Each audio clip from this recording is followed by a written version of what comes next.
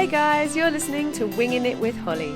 In this podcast series, I'll be sharing the fun and interesting things I've learned about birds since I started really noticing them 5 years ago.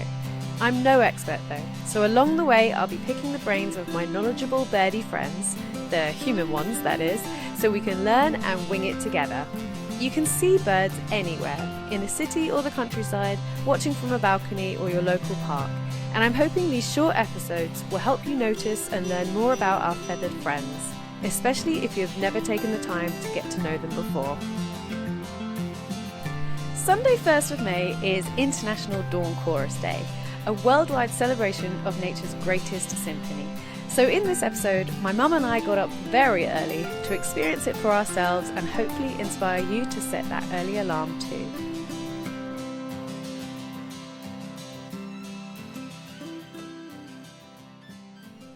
Mum, there's a long-tailed tit. Oh, they're my favourite.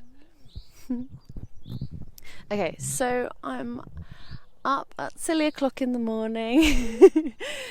Where are we, Mum? We're in New Haven, up the cliffs. Up the cliffs. It's about a 10-minute walk from my house. Up the cliffs in New Haven in East Sussex. And we got up pretty early this morning. I haven't set my alarm for a 5 a.m. in a very long time. But we're up here. We wanted to get up here sort of 30 minutes before the sunrise to catch the very beginnings of the natural wonder that is the dawn chorus. So every morning, birds, certain birds, particularly smaller songbirds, just start singing away. Usually, kind of before the first signs of light. I want to say maybe around sort of 4 in the morning, but I think perhaps some even start earlier. As we came out the house, it was already loud, wasn't it? And that was in the street. You're right, and that was about sort of 5:30 in the morning. You might recognise this sound either if you're an early riser and you get up, you get outside, and there's just a cacophony of sounds outside your door. You might also recognise it from coming home really late after a night out. I feel like that's how I've heard it a lot of times. Sort of, stumbling home 4 or 5 in the morning, and you realise, oh my gosh, the world is starting to wake up already, and you haven't even gone to bed. I feel like that's usually blackbirds, just sort of, reminding me you've stayed up too late, what you're doing. So why does it happen? So a lot of birds take advantage of the cold morning air because their song can travel a lot further, and basically they can just sound really, really loud. So yeah, in the cold dawn air, birdsong can carry up to 20 times further than at any other times of the day. There are also obviously far fewer human noises like cars and people to compete with. So of course by singing, birds are at risk of attracting a predator because they're making themselves known, but done in the morning before the bright light sort of betrays their position, it means it's also a better time to do it. And the reason that they want to even sing this in the first place is for 2 main reasons. It's to attract a mate. So I understand that usually the dawn chorus is primarily a male choir. There are more males singing than females, but obviously the females are listening and determining which males are going to be successful in their quest to find a mate. The louder this and the better the song, the more attractive they are to the female. So yeah, it's a way of attracting a mate. It also is a way of defending a territory. So the males are often also singing to basically say, "Keep out of my space. This is mine." Yeah, and like I said, it takes place very, very early in the morning, and it's sort of at its peak, maybe 30 minutes before sunrise and 30 minutes after sunrise, which is why we're here it's now 6 in the morning and it's getting light, and we just walking up here, we've heard an array of sounds. So if you were to go out and listen yourself, if you're in a garden or around sort of maybe an urban area with a garden, or just in a garden space, the birds that like to take part are robins, blackbirds, wood pigeons, wren, dunnock, great tit, blue tit, house sparrow and greenfinch. If you're in a more woodland area, then you might hear song thrush, garden warbler, blackcap, great spotted woodpecker and pied flycatcher. Now there's also lots of other birds that take part, but I think for people who are listening, I guess garden birds and woodland birds are probably your best bet. So the reason I'm doing this episode today is because I understand it's like the first Sunday in May of every year, there is International Dawn Chorus Day. And so this year it's Sunday the 1st of May. I need to check that. I think no, it is definitely Sunday the 1st of May, which will be shortly after I publish this episode. And so I just kind of wanted to encourage and inspire people maybe to make the most of that day, and set your alarm early and wake up to actually either go out and hear it yourself, because obviously if you can hear anything through this recording, it is amazing, but it's nothing like what it is in person. But also you don't actually have to sort of travel far, go, actually get up and go anywhere to experience this. If you're feeling sort of, like your bed is just too comfortable, you even just opening a window to your bedroom and sort of, but obviously still setting that alarm and just listening to what's out there and the sounds, the beautiful choir that's happening outside, it is really, really worth it. And it's basically at its peak between, I think, March and June or March and July of every year. I think the Dawn Chorus actually it does sort of happen throughout the year, but it's just not quite the same as it is through the spring and summer months, when this kind of behaviour, the sort of mating and courting and attracting of a mate thing kind of happens. So I guess I just wanted to sort of let people know that Dawn Chorus Day is happening on Sunday the 1st of May 2022, and maybe why not just sort of enjoy it whilst it's around you. I think the other thing, I think the other important sort of thing about International Dawn Chorus Day is to sort of make people aware of the sounds that are around us and the sounds that are sort of kind of disappearing as well. There are birds that, even the ones around us here, are facing a decline, which is kind of, it's very scary. And so what you're hearing now might not actually quite be the same to what we're hearing in 10 years time. And so I think having that kind of awareness and enjoying it, not enjoying it whilst it's here, that sounds terrible, but at least embracing it for this natural wonder, which is just literally music to the ears. So I'm here today with my mum. Mum, come back. She's off. So my mum, hi June. Hi Holly. So you're the perfect person to do this with, because you pretty much do this every day. You're an early riser, unlike me, right? Yeah, no, I think it's the best time of the day. I've actually always been an early riser, but now I have a purpose to go out every morning, which is that I have this little dog, and I just love coming up here. It's on my doorstep. It's 10 minutes walk from where I live. I'm so very lucky, because Newhaven is quite an industrial town.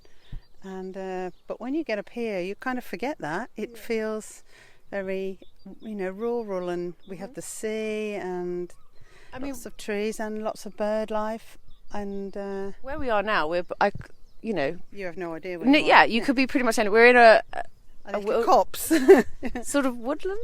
Is this a woodland? Well, actually, no, because it's it's close to the sea, so it's kind of a lot of gorse type bushes, but occasional trees. And as we go a bit further up, there's far less trees, and then you get the cliff edge, and then it's mainly like blackberry bushes and things like that. But that's absolutely full of birds. I see so many things in that area, like stone chats and linnets and robins and things. It's fantastic. So it's a real treat not only to have this here, but to just to be able to come here every day. Yeah. What time do you normally wake up? Sorry, so Lulu needs the stick to be thrown. There we go. What time do you normally come up? I leave the house at 6:30 if I can. But sometimes actually leave in the summer. I leave earlier because it's lighter and it's almost like I feel like, I'm a bit late. But and in the winter, it's dark almost until I go home, but it's still good. So I guess even though you normally leave, well, actually no, the whole point is that it's all based around the sunrise. So in the winter it makes sense that you end up sort of coming up a little bit later because obviously the sunrise doesn't happen till later. But okay, and so you've been a bird watcher ever since I've known you, I think. Which we're not going to say how old I am, but when and how did you get into bird watching? Okay, well, I actually remember the first time that I noticed a bird. So I was at my home, so I was about 19, maybe 20, and I was in my dad's shed doing some work at the bench, and it looked out onto the garden, and in front of me there was a small hedge, and I was working away. I don't actually know what I was working on. I've always been rather, hands-on, and I noticed this little bird in the hedge, and I was just watching it, and of course I got my book out, and to me it was a nightingale, but of course it wasn't. It was actually a hedge sparrow. But at the time I remember thinking, this is interesting, and so I started that was the first time I started noticing birds. I still haven't seen a nightingale. But then what happened after that was that my sister was away working in Oswestry, I think, and she would often take in birds, and so I just started getting a real interest in bird watching. And then we used to then go out in Kidderminster. We used to go to a fantastic woodland very early in the morning, and with our binoculars, and it sort of grew from there really. So, and she also, I remember I've got the first book that Karen bought me. Karen is your sister. Yeah, and I've still got that book, and it's beautiful hand painted garden birds, or not garden birds, but wild birds that we see in the UK. So I still have that book. But it's once you start looking, it's really quite amazing what you see and what you notice, and then you see how different they all are, and they're not just all sparrows, and it's just. No, I totally. That's a really good point. I feel like for most of my childhood, every little bird, certainly every little brown bird was a sparrow. Yeah. Mm-hmm. And so, what have you decided is your favourite bird? I'm sort of going to go with the wren, because I think it's the little bird with like the little bird with the big song, and I know it's not the smallest bird, but it is tiny, and when it's like got its tail cocked up and it's just singing loudly, it performs. It comes out, sits on a bush. It's like giving a soliloquy, and it and the loudness of that song from such a tiny little bird.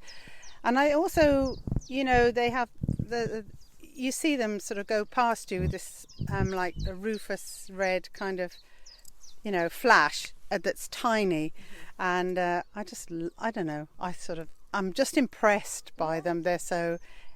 I completely concur, and what I really like about them is that they're feisty little birds. Yes, exactly. They are, like you say, they're very tiny, but they've got a lot of attitude, and they're also there's a a scientific way of saying this, but I'm probably not going to say it right. But the sort of ratio of size to volume of song is like the biggest that there is, if that makes sense. As in, they are the loudest bird compared to their size. Oh right. Okay. Well, certainly in the UK. I don't know if that's ever in the world, but yeah, like so, because you can. I mean, wrens are loud. We've heard loads coming up here, and I also really love hearing the wren. And there's also a really easy way to identify that sound, which hopefully we might be able to show you later. But yeah, it's so loud, and then when you actually clock the actual size of the bird, it's pretty amazing. I really like wrens as well. I mean, I think it's also interesting. It has probably the longest Latin name, doesn't it? Isn't it? Troglodytes. Very good. And it's it's the one I remember.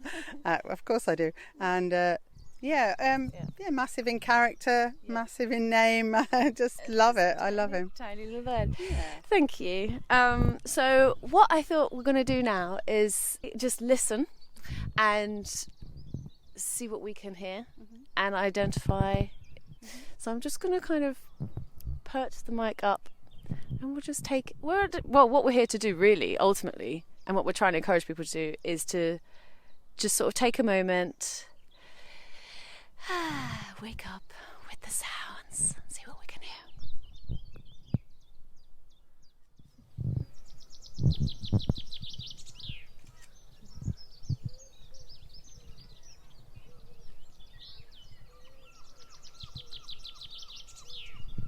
So we know that's a chaffinch because it sounds like it's tumbling down a flight of stairs. Yes, so it does. And it has an end to its... It's not a continuous song. It's like a short couple of seconds. Starts off good. I can hear it. I'm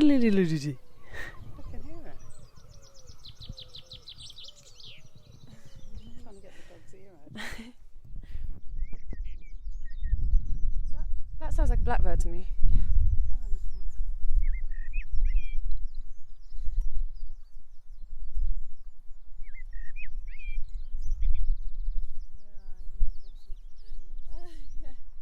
Male blackbird.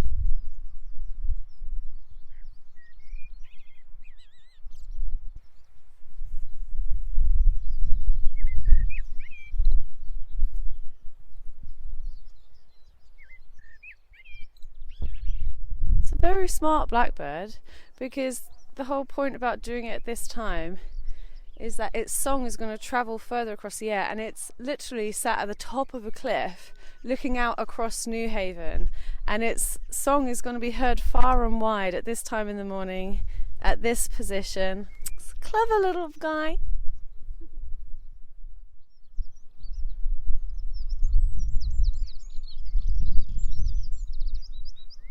So there is a little wren singing over there, and what you got to look out for with wrens is they kind of have the same sequence of notes, maybe actually 3/4 of the way through their tune. There's a trill that sounds kind of like a machine gun. It's like drrrr. That's what you got to look out for. It's like once you hear that, you're like, it's a wren. So it goes like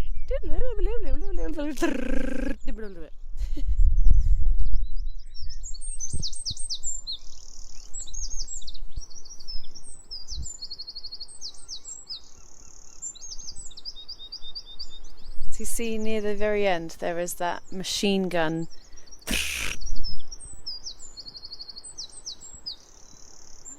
I don't have to like that. That's what you go listen for. That's a wren. That is a wren.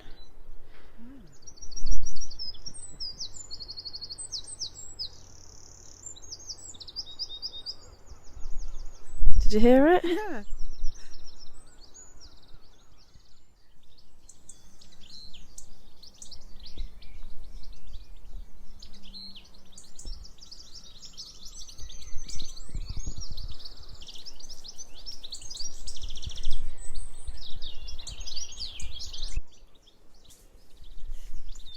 So goldfinch,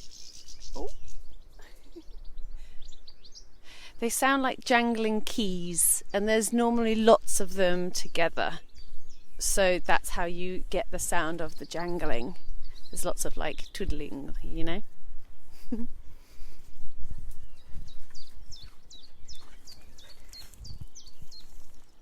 that's also a chiff chaff, isn't it?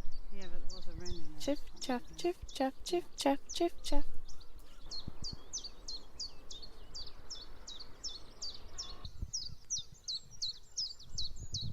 Chiff chaff, chiff chaff. It looks like it takes all of its might to chiff chaff, chiff. Do you know what I mean? Because it's a small bird. And you can see the movement of its body as it's going chiff chaff, chiff. It's working hard.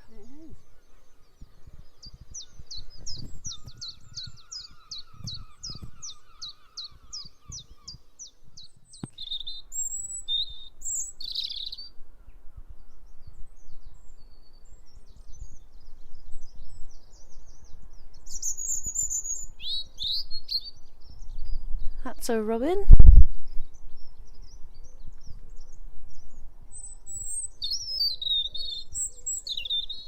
It's a very familiar sound.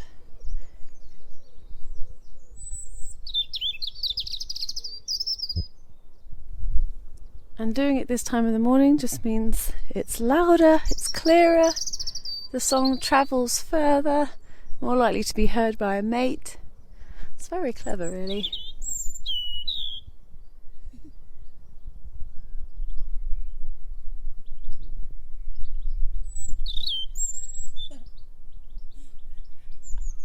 I just put the microphone up to record a blue tit, and a robin has literally come and taken centre stage.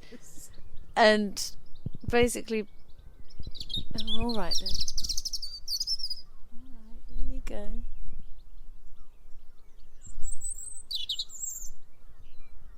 I did just record you, and you just, yeah, look.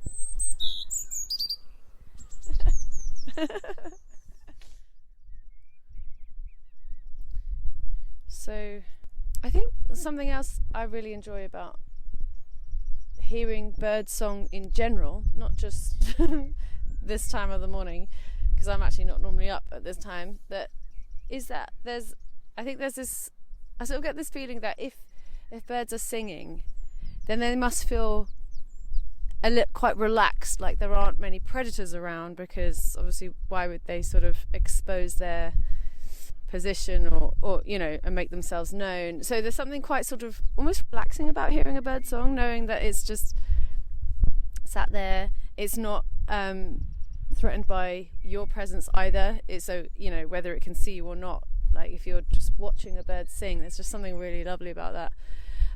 So I hope that you know, we've picked up some amazing sounds this morning, but hearing it through your headphones is nothing like hearing it in real life. So I'm just I encourage you, in the next couple of months, May is a really good time, but yeah, perhaps even around Sunday the 1st of May, when there'll be lots of other people setting their alarms nice and early. You know, you want to sort of listen maybe half an hour before sunrise. That's when it's, and then for about an hour, that's when it's at its peak. So have a listen, and you don't even have to go anywhere. You can do it from your bed. Just open the windows and let the sound come in, and it's a really incredible experience. Yeah, I hope that's inspired you, and get listening. Birdsong is amazing. Thank you, Mum, for joining me on this episode. My pleasure. Thank you for inviting me. That's great. And that's all for now. Bye. Thank you for listening to this episode. Don't forget to subscribe if you haven't already, and if you have any birdie questions you'd like me to explore in this podcast, you can get in touch via my Instagram @wingingitwithholly.